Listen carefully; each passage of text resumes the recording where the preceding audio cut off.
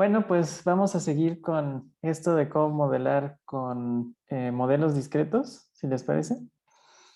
Y entonces lo que vamos a empezar, lo que vamos a hacer ahora es que en la clase pasada habíamos visto cómo modelar con un modelo mecanístico. Es decir, nosotros suponíamos que conocíamos pues qué era lo que pasaba, ¿no? Cómo se reproducían las plantas, cómo se reproducían los insectos, y a partir de esas suposiciones de mecanismos de reproducción, nosotros podíamos hacer un modelo sencillo, ¿no?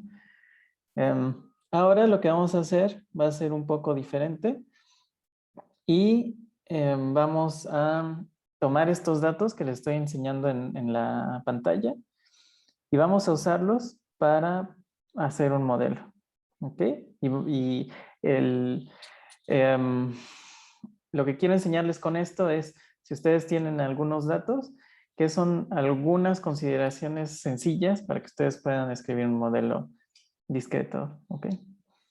Entonces, aquí lo que ustedes tienen, vamos a usar la parte de abajo, la gráfica de abajo, y en la gráfica de abajo tienen número de individuos contra días de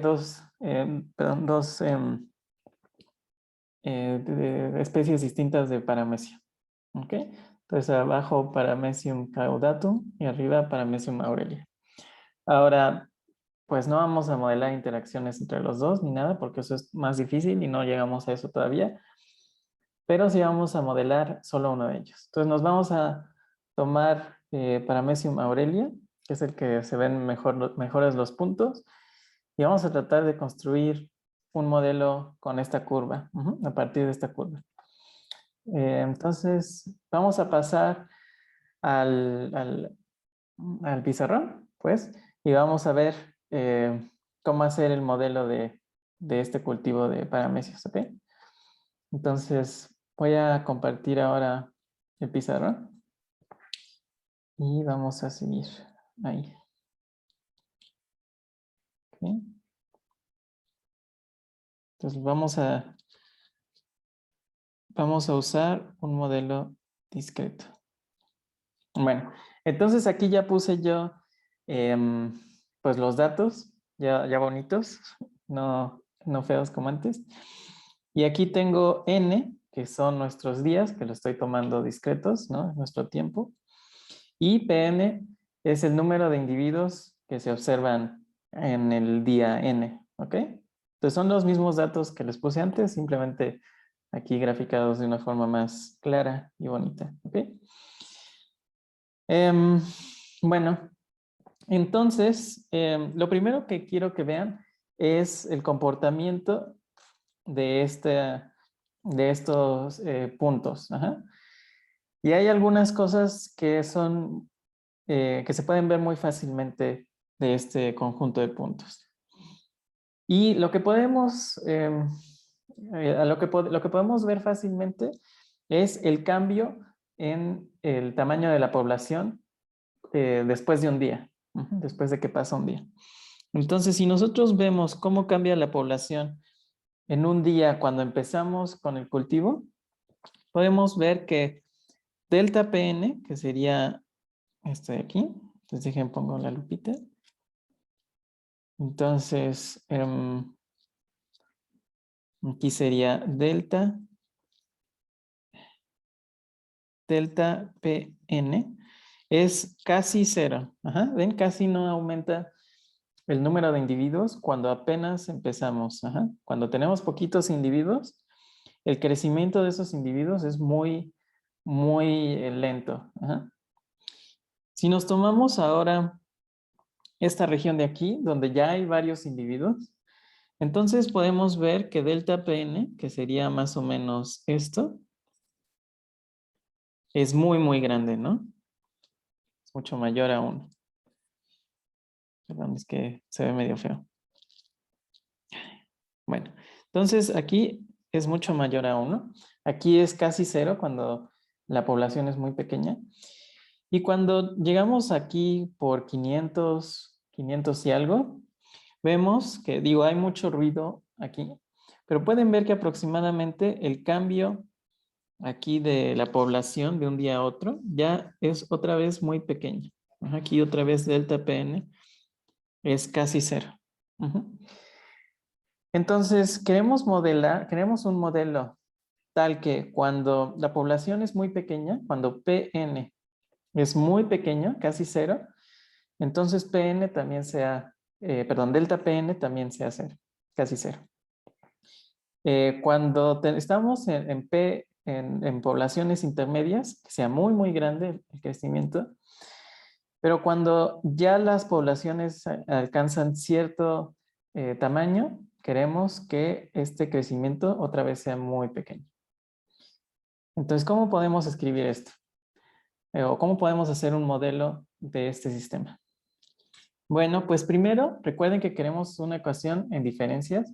Una ecuación en diferencias nos dice cómo es la población en el futuro a partir de la población en el presente o de otros tiempos anteriores, ¿no? Entonces, vamos a empezar con Pn más 1. Eso es lo que nosotros queremos, una ecuación para Pn más 1, ¿no? Ahora vamos a usar un truquito matemático sencillo para ver cómo podemos reescribir esto. Entonces, voy a sumar un 0 al Pn más 1. Y este 0 lo voy a escribir como sumar y restar lo mismo.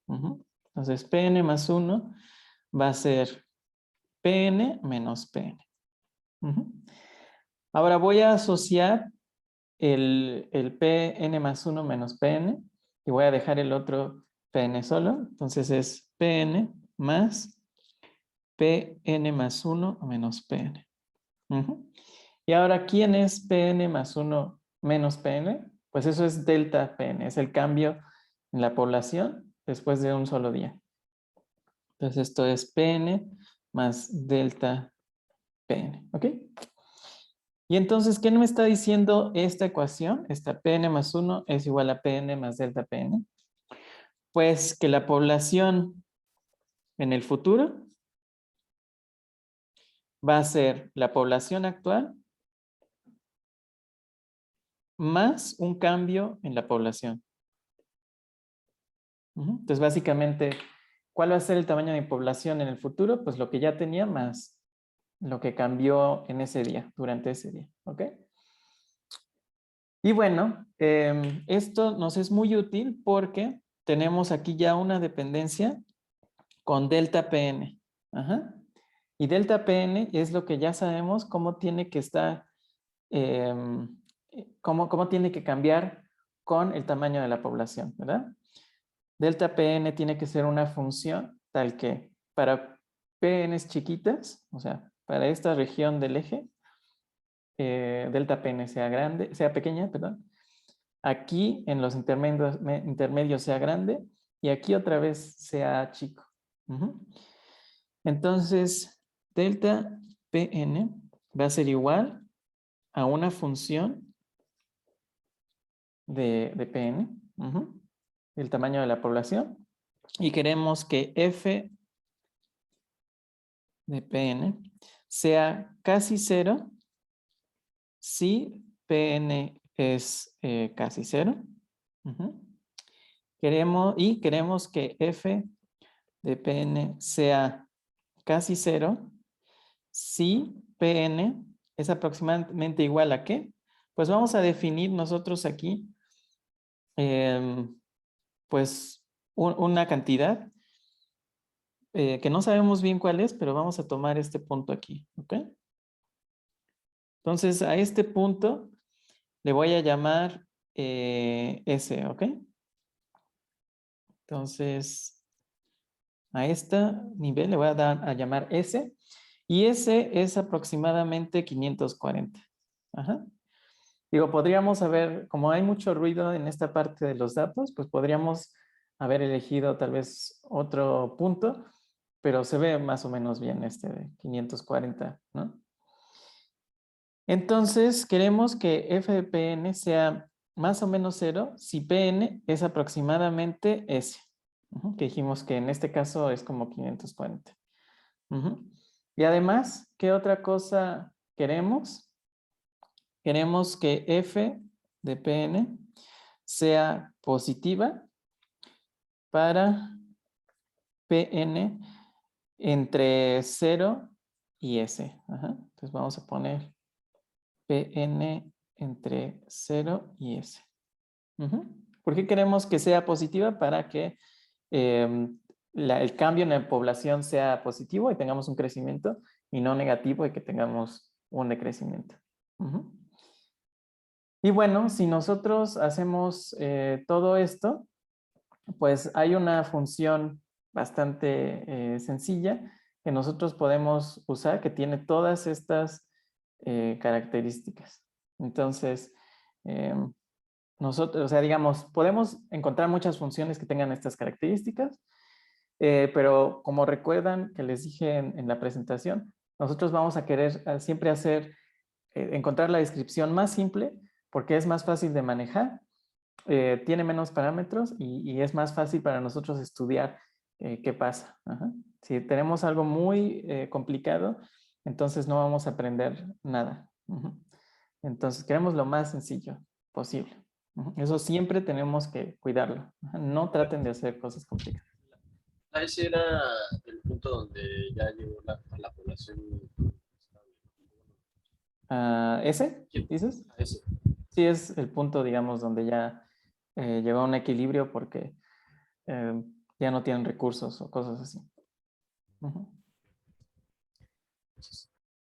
Bueno, pues entonces, ¿cuál es la delta Pn como función de n que está más cerca, o sea, que puede cumplir todo esto y es muy sencilla?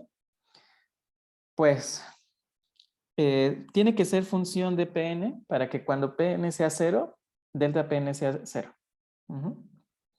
Ahora también quiero que sea 0 cuando llegue a S, pero que para lugares intermedios sea positivo. Entonces vamos a poner S menos Pn. De esta forma vamos a tener que cuando Pn sea S, esto también es 0, pero cuando Pn es menor a S, entonces esto es positivo. Entonces va a ser creciente. Y finalmente, pues en realidad con esto ya cumplimos todo. Podemos poner una constante de proporcionalidad, simplemente para no dejar, no sabemos, o sea, digamos, esto ya cumple con estos tres, pero cualquier función multiplicada por una constante cumple con todas esas. Entonces vamos a poner una constante extra ahí. Bueno, y entonces ahora sí vamos a sustituir en nuestra ecuación original, que era Pn más 1 es igual a Pn más esta delta que teníamos.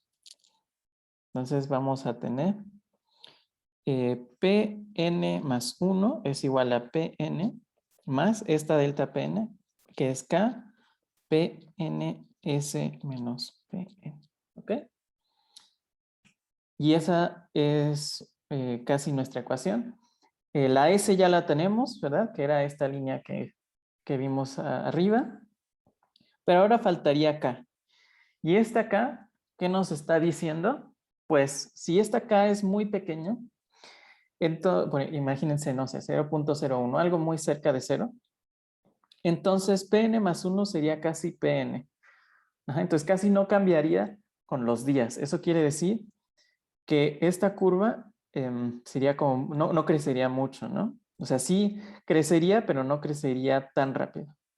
Mientras que si K es muy, muy rápido, entonces cambiaría demasiado de un día a otro y esto sería pues más como hacia arriba, ¿no?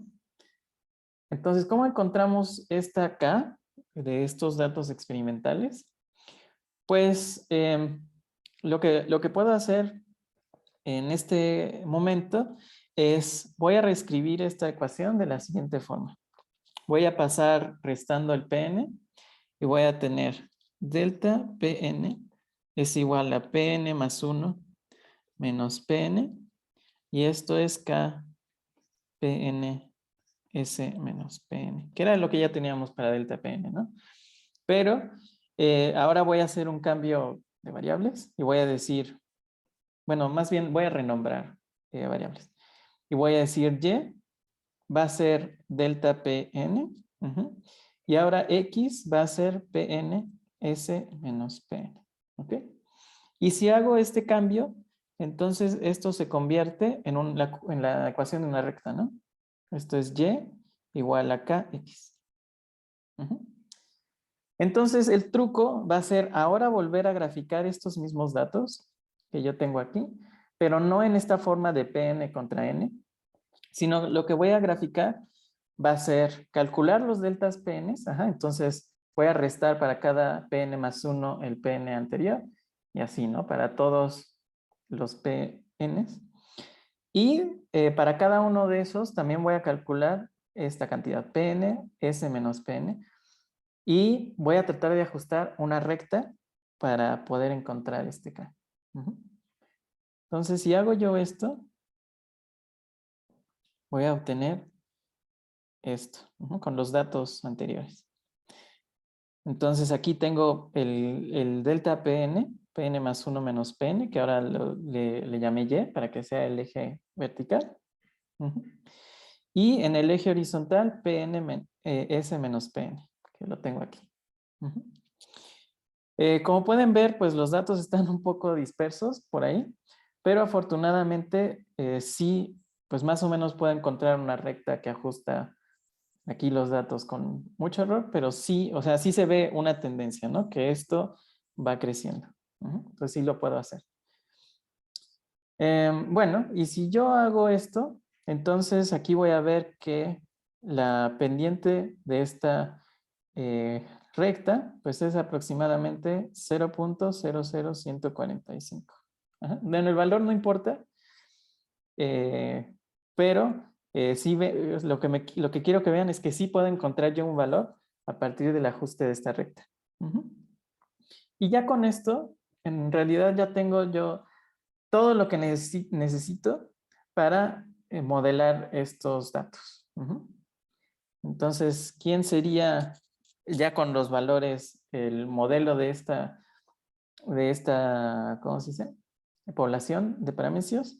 Pues sería Pn más 1 igual a Pn más 0.00145 por Pn,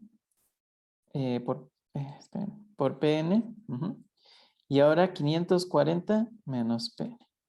Y este ya es mi modelo, digamos, calibrado. Entonces ya muy fácil encontramos nosotros nuestro modelo. Ahora, antes, bueno, Yo sí. tengo una duda.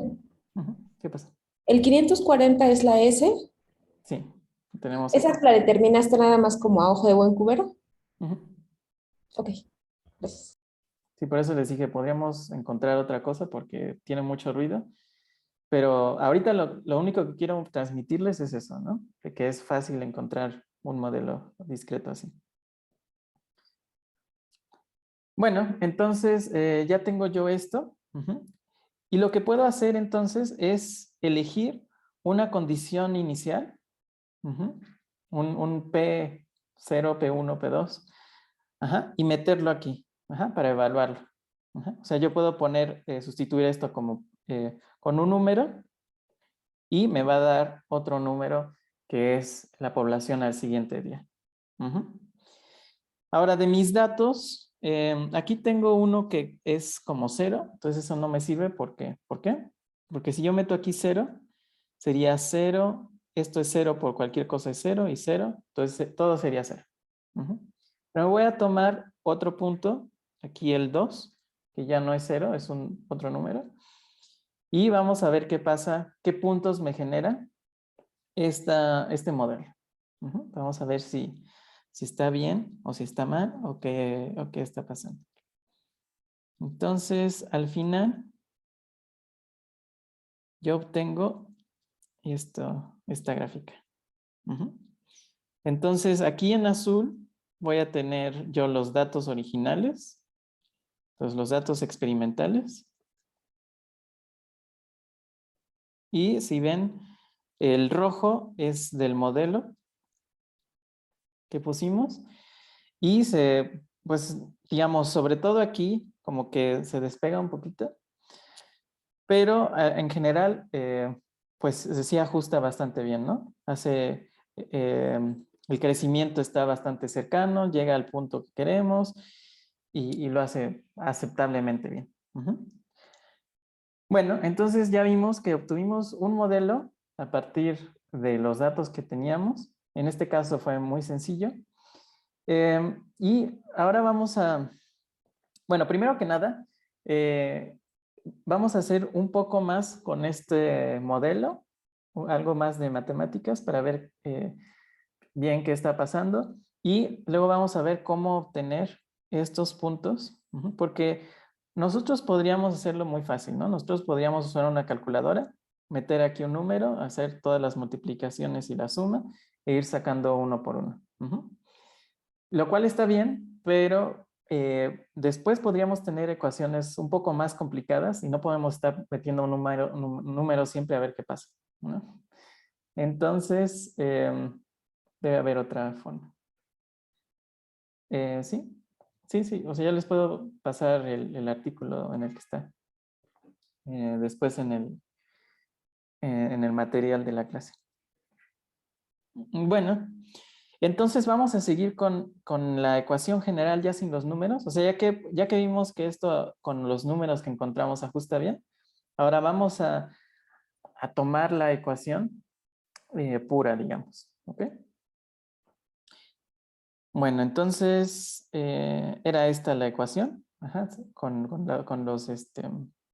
los parámetros sin especificar. Y vamos a reescribirla aquí.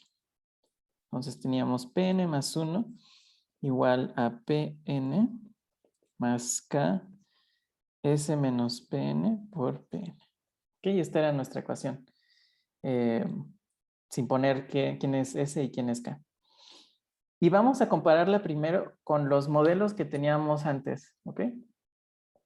Entonces, si recuerdan, el modelo tonto del mitosis era xn más 1 igual a 2xn. Entonces aquí le voy a poner paramecios. Aquí le voy a poner mitosis.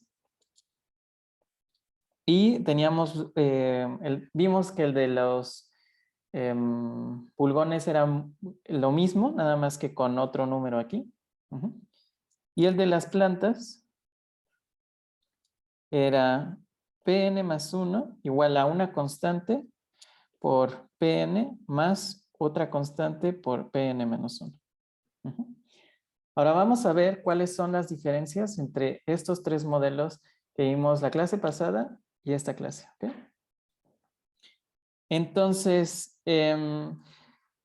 primero que nada, vamos a ver cuántos tiempos necesitamos para calcular las poblaciones de los otros tiempos. Entonces, para yo calcular la población al tiempo n más 1, solo necesito la población en n. Entonces, solo necesito el valor de la población un solo tiempo anterior. Entonces, un solo tiempo de diferencia. Esto también existe aquí, ¿no? Para calcular la población en n más 1, solo necesito la población en n. Entonces, solo necesito un solo tiempo de diferencia aquí también. Pero en las plantas era diferente, ¿no? Nosotros aquí necesitamos la población al tiempo n más 1. Para calcular la población al tiempo n más 1, necesitamos la población al tiempo n y la población al tiempo n menos 1. Entonces necesito la población al tiempo anterior y al siguiente tiempo anterior. Es decir, necesito información de la población en dos tiempos anteriores. Entonces necesito dos tiempos de diferencia para poder yo saber qué es lo que está pasando en el futuro. A esto se le llama el orden de la ecuación en diferencias. Entonces, esta y esta ecuación son ecuaciones de primer orden. Y esta es una ecuación de segundo orden. Y lo pueden ver como los saltos máximos, la longitud de los saltos temporales máximos que yo necesito, o más bien que existen en la ecuación, ¿no? Aquí tenemos un salto de n a n más 1. Entonces es un salto de longitud 1, es de orden 1. Igual aquí. Aquí tengo un salto desde n menos 1 hasta n más 1. Entonces la longitud del salto desde n menos 1 a n más 1 es de longitud 2. Tenemos una ecuación de segundo orden. Bueno, ahora la otra diferencia es que en esta ecuación y en esta ecuación, que son las que vimos la clase pasada, yo solamente tengo multiplicación de la función que no conozco, que es la xn, multiplicación por una constante, aquí multiplicación por una constante y suma de las incógnitas y ya. Entonces aquí tengo multiplicación por constantes y suma de incógnitas. Y aquí también. Pero aquí no. Sí tengo una suma, pero aquí no tengo solo multiplicación por constantes, sino tengo una multiplicación por la misma incógnita. Entonces aquí tengo multiplicación de incógnitas. Entonces, si vemos al lado derecho de las ecuaciones como una función de Pn, solo de Pn, entonces esto como función de Pn, Pn menos 1, etc., es una función lineal, igual esta, porque solamente estoy multiplicando por constantes y sumando. Eso es una combinación lineal de Pns. Pero aquí ya la función es no lineal en Pn porque tengo aquí un término Pn cuadrado. Entonces, digo que esta ecuación es no lineal y estas ecuaciones son lineales. Entonces, espero que si ustedes ya tomaron ecuaciones, que yo creo que ya tomaron ecuaciones, vean ecuaciones diferenciales, vean que hay mucha similaridad y vamos a ver que la similaridad es absoluta, ¿no? Sí, es completamente análogo. Una ecuación diferencial o una ecuación en diferencias. Pero bueno, vamos a dejar de hablar de esto y vamos a hacer más manipulaciones matemáticas con nuestra ecuación. ¿Ok? Entonces tenemos Pn más 1 igual a Pn más Ks menos Pn por Pn. Voy a distribuir la multiplicación aquí. Vamos a ver qué pasa. Entonces Pn más KSPn menos KPn cuadrado. Ahora veo que primero que nada todo depende de Pn, ¿no? Entonces puedo factorizar el Pn. Entonces Pn1 más Ks menos Kpn. Bueno, después veo que aquí tengo un término independiente 1 más Ks y aquí tengo un menos K. Entonces, a mí me gustaría dejar esto como un 1 nada más. Entonces voy a dividir todo esto entre 1 más Ks. Entonces voy a tener 1 más Ks por Pn. Y ahora aquí, factorizando el 1 más Ks, tengo 1 menos K entre 1 más Ks por Pn. Y finalmente voy a escribir esto como 1 más Ks Pn. Y en lugar de poner como que K está multiplicado K entre 1 más Ks está multiplicando a Pn, voy a poner como que Pn está dividiendo a una constante. Entonces esto es 1 menos Pn entre 1 más Ks entre K. Y voy a hacer, como todo esto son constantes, ¿no? 1 es una constante, K es una constante, S es una constante, y esto aquí también. Entonces, pues puedo definir unas nuevas constantes. Entonces defino R como 1 más Ks. Y, ¿qué nombre le pongo? Voy a poner N mayúscula. Y es 1 más Ks entre K. Y entonces finalmente esto lo puedo escribir como R Pn1 menos Pn entre n.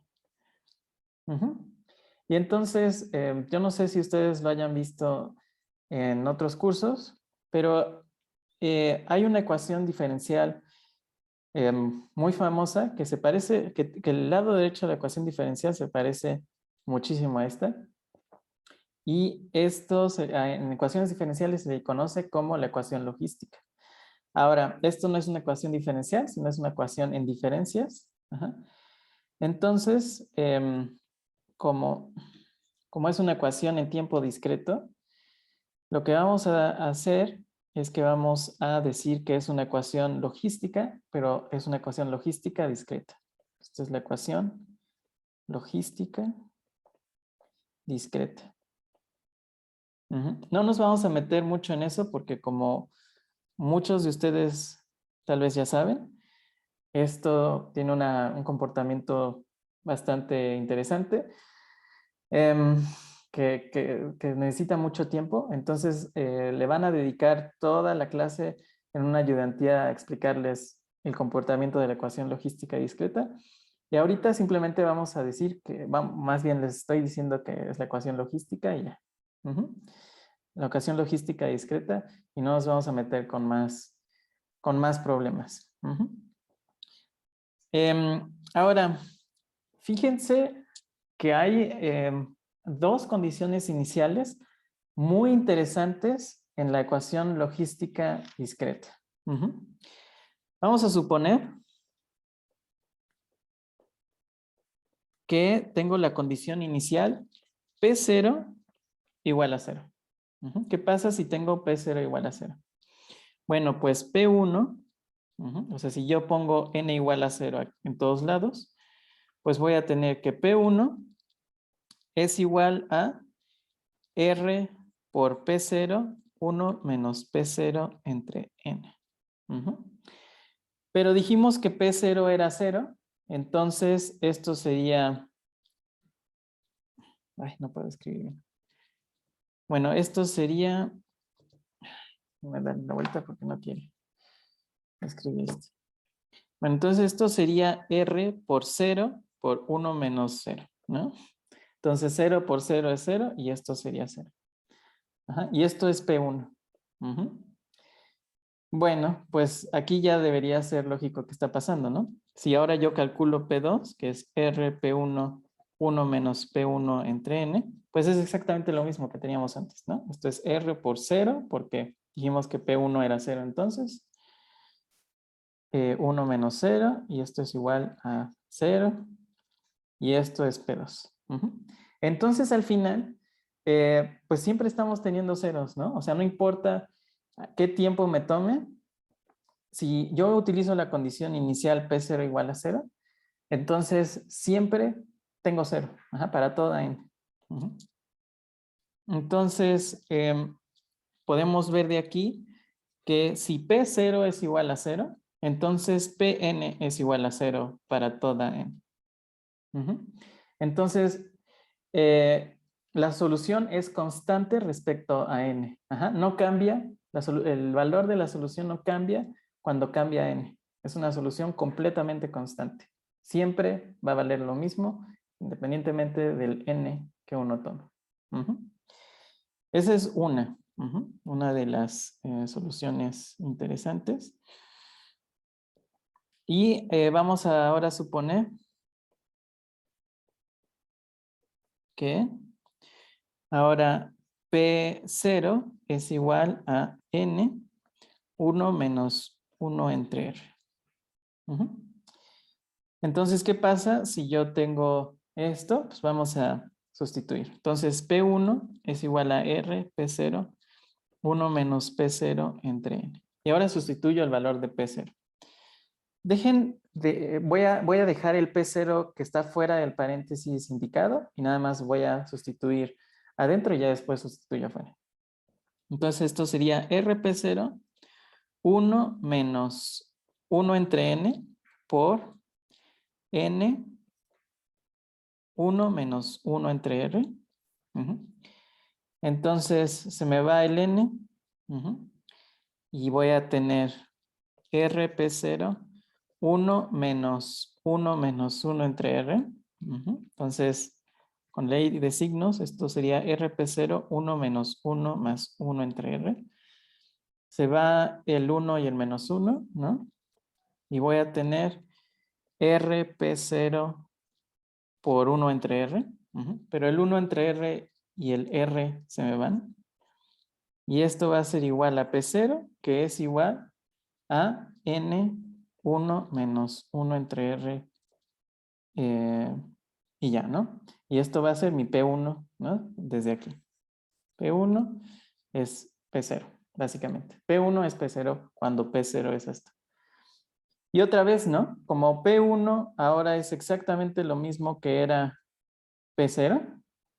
Entonces, cuando yo sustituya para P2, como P1 es igual a P0, pues pasa exactamente lo mismo, ¿no? Entonces, vamos a tener que Pn es igual a N1 menos 1 entre R para toda N. Entonces, si yo inicio con cualquiera de esas dos condiciones iniciales, voy a obtener siempre para todo tiempo el mismo. Y entonces, P0 igual, bueno, más bien las soluciones. Las soluciones independientes de N, de N minúscula, que son Pn igual a 0 y Pn igual a N por 1 menos 1 entre R, son soluciones de equilibrio. O se le llaman soluciones de equilibrio. ¿Por qué se llaman soluciones de equilibrio? Porque si uno equilibra algo, al final no se mueve, ¿no? Si está bien equilibrado, no se mueve. Y en este caso, lo mismo, ¿no? Si estamos en un punto de equilibrio, no importa el tiempo, siempre pasa lo mismo. Entonces, fíjense qué es lo que pasa en las soluciones de equilibrio. Si yo tengo Pn más 1 igual a una función de Pn, para que una solución sea solución de equilibrio, entonces Pn debe ser igual a una P estrella, una constante independiente de N, del tiempo. Entonces, si P estrella es una solución de equilibrio, es independiente de N. Eso quiere decir que P0, P1, P2, P3, todas las P's deben ser igual a P estrella. En particular, Pn más 1 tiene que ser igual a Pn. Entonces, para encontrar una solución de equilibrio, se debe cumplir que Pn más 1 sea igual a P estrella y Pn sea igual a P estrella. Entonces, se debe resolver una ecuación algebraica. Una ecuación algebraica P estrella igual a F de P estrella. Pero gráficamente lo podemos encontrar muy fácil, estas soluciones, porque puede ser, esta F puede ser muy no lineal y podría no poderse despejar de forma analítica, ¿no? Pero siempre podemos encontrar estos puntos de forma visual, afortunadamente. ¿Por qué?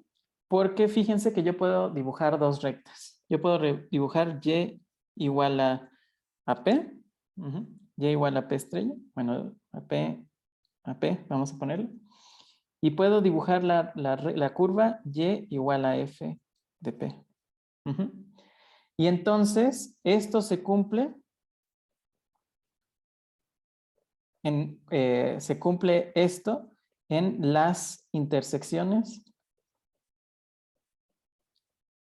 de las dos curvas de arriba, ¿no? De esta curva y de esta curva. Porque en las intersecciones se va a cumplir que Y es igual a P y que Y es igual a F de P. Entonces, donde se cruzan estas dos curvas, vamos a encontrar las soluciones de equilibrio. Bueno, entonces vamos a ver, bueno, una cosa. Esta, pues, es una curva que depende de quién sea F, ¿no? En este caso, pues, es una curva cuadrática porque dijimos que f es rpn1 menos pn y eso es algo que tiene un término cuadrático. Pero esta curva y igual a p es la identidad, ¿no? Es una curva con una pendiente 1, entonces es una recta de la identidad. Y afortunadamente estas dos curvas las podemos usar también para calcular las soluciones sin tener que usar una calculadora. Entonces vamos a ver cómo hacer esto. Y entonces ya tenemos una forma, primero, de encontrar las soluciones de equilibrio y luego para saber qué pasa con las soluciones que no son las soluciones de equilibrio, con cualquier otra solución, ¿ok? Entonces déjenme encontrar aquí la gráfica que quiero enseñarles. Entonces, aquí está. Ok. Entonces la línea naranja es la curva xn más 1 igual a xn. Es decir, es la misma curva con pendiente 1, que es la identidad que necesitamos usar para encontrar las soluciones de equilibrio, ¿no? Aquí. A ver, esperen. Hay una pregunta. Siempre tengo esta pregunta. ¿Las soluciones de equilibrio son los puntos fijos de una función? Pues sí, porque es una recursión, ¿no? Entonces, pues sí es un punto fijo. Pero la cosa es que ustedes tienen que, o sea, no es una buena idea pensar esto como un punto de equilibrio, porque recuerden que esto es un modelo dinámico. O sea, esto no es una función. Esto es una ecuación que nos dice cómo va a ir cambiando P con N, con el tiempo. Entonces, la razón por la que no es una buena idea, aunque sí sea cierto, no pensarlo como un punto fijo de una función, es porque las soluciones a esta cosa, al Pn más 1 igual a f de Pn, son una función de n. La solución es una ecuación en diferencias, es una función. No es una constante. Entonces, no hay que olvidar que estas soluciones siguen siendo funciones constantes, donde para toda n vale lo mismo. Pero sí tienes razón. Bueno, entonces vamos a tomar, esta es la curva, la primera curva, esta de aquí. Y la curva azul que yo dibujé aquí va a ser f de Pn. Ay, Dios santo. Entonces, esto es xn más 1 igual a f de xn. En este caso tomé la ecuación logística, entonces esto es rpn 1, bueno, xn, ¿no? Porque ya le cambié el nombre. Rxn 1 menos xn entre n. Entonces esa es la otra. Entonces aquí podemos identificar otra vez nuestros puntos de equilibrio. Son este y son este. El 0 y el otro punto exótico. Son soluciones de equilibrio. Ahora vamos a ver qué pasa cuando yo me tomo, o cómo puedo encontrar la solución cuando yo me tomo una condición inicial, la que sea. Me puedo yo tomar cualquier condición inicial, pero en particular voy a tomar una que esté muy cerca de uno de los puntos de equilibrio.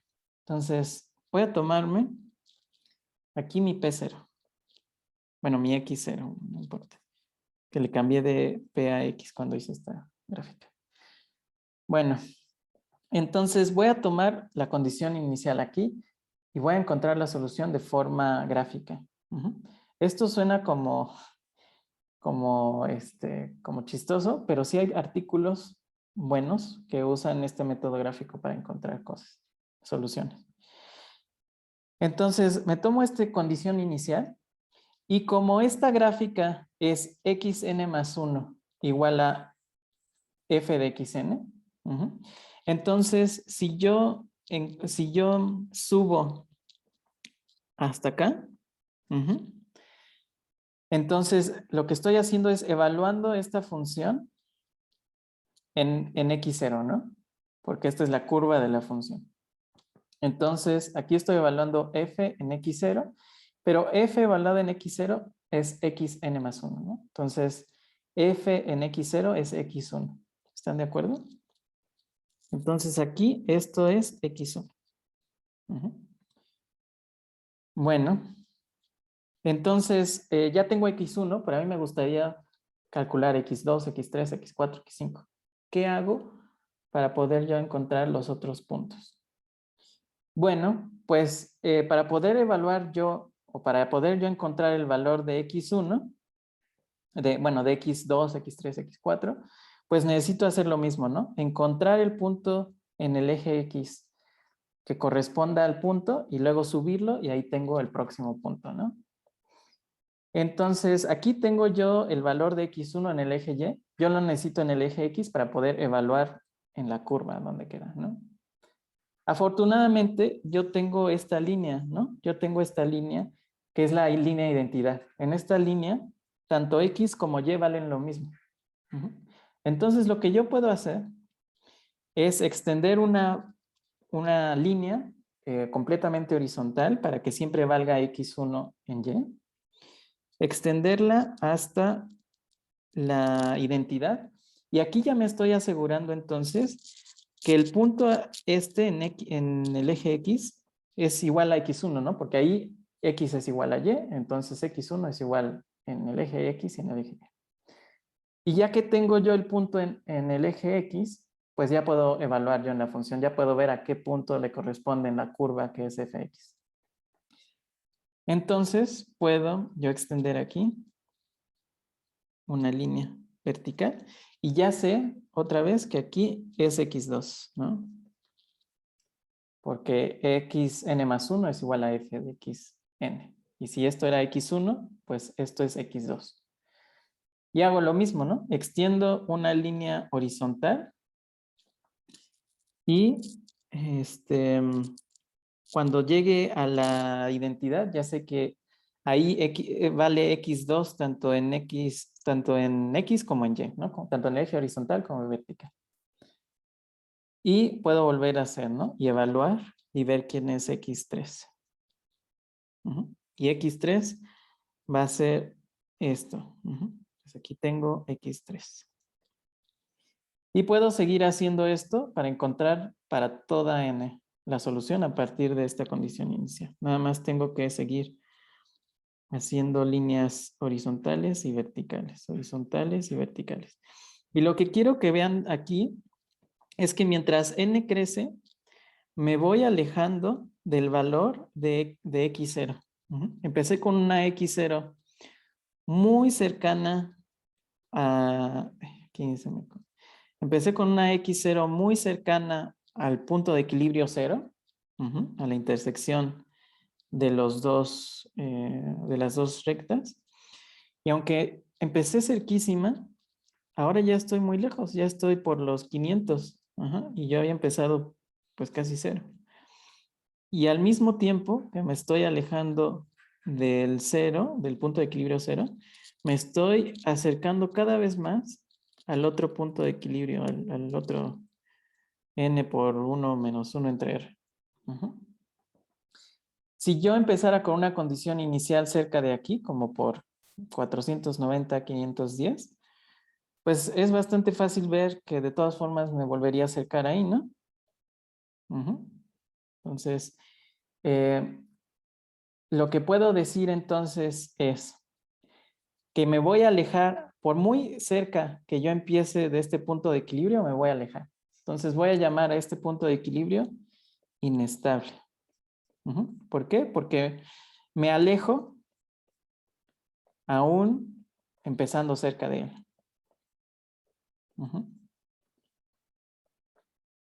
Entonces es como una moneda, ¿no?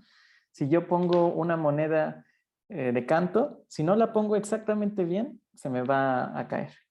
Entonces me voy a alejar de esa, ¿cómo se dice? De ese equilibrio. Pero pasa exactamente lo contrario en este punto, ¿no? Si yo empiezo muy cerca de él, voy a regresar al mismo punto. Empiezo muy cerca y de todas formas llego ahí. Entonces, este punto de equilibrio, le voy a decir un punto de equilibrio estable, porque me acerco si empiezo cerca.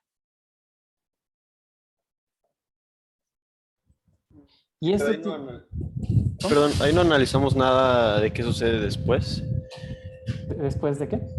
Después de ese punto, eh, o sea, lo que sucede después de ese punto, lo que estamos diciendo que es estable. Porque, bueno, o sea, es que me estoy imaginando, si yo empiezo cerca del punto del lado izquierdo, pues sí me acerco a él, pero ¿qué sucedería si yo Lo me podemos parara hacer después? rápido. Sí, ya te entendí. Es que no sabía que era después. Después en el tiempo o después en el espacio. Si yo empiezo, por ejemplo, aquí en 600. Ay, Dios santo. Yo quiero que se haga una línea recta y no me deja. Ajá. Entonces, si yo empiezo aquí en 600, entonces esto es x1, ¿no? Después es que debería ser un poco arriba, pero vamos a suponer que es ahí, ¿no? Ujú. Luego bajo, es que aquí no se va a ver mucho, pero fíjate, me voy a acercar. Entonces, si yo me subo hasta acá, por ejemplo, voy a hacer esto. O sea, no me voy a acercar. La convergencia del lado derecho es muy rápida. Ajá. Por eso no se ve. Pero podríamos poner algo más separado, si quieres, para que sea más obvio. Entonces vamos a empezar aquí. De todas formas está muy cerca, pero regresamos a lo que teníamos antes, ¿ves? Yo hago esto arriba, después me tengo que ir a la identidad para ver dónde está y regreso a este punto. Y ya otra vez converjo. Ya. Sí, Entonces, sí. por eso te digo, la convergencia del lado derecho es muy rápida. No te puedo enseñar visualmente, pero lo puedes hacer tú. Ajá, tú puedes hacer esta gráfica y con una calculadora poner aquí x igual a 700 y ves que va a llegar a lo mismo. ¿Siempre pasa esto? No. Cuando vean ustedes con el ayudante esto de la ecuación logística discreta, van a ver que pasan cosas muy interesantes cuando uno varía la R. Entonces ahorita todo funciona bonito porque la R fue chiquita. Pero si ustedes empiezan a aumentar la R, van a pasar cosas chistosas. Pero bueno, seguro ustedes ya lo vieron. No estoy seguro. Ok, y nada más para terminar, a esta forma de encontrar soluciones de forma numérica se le llama cobwebbing. Cobweb así se les llaman a las telas de araña que están en los rincones de la casa o en un lugar donde no hay mucho movimiento. Y pues se supone que estas líneas que uno hace entre las dos curvas pues, se ven como una tela de araña así en un rincón, ¿no? Pero bueno, entonces eso sería todo por hoy. ¿Tienen alguna duda? ¿Alguna pregunta? ¿Algún comentario?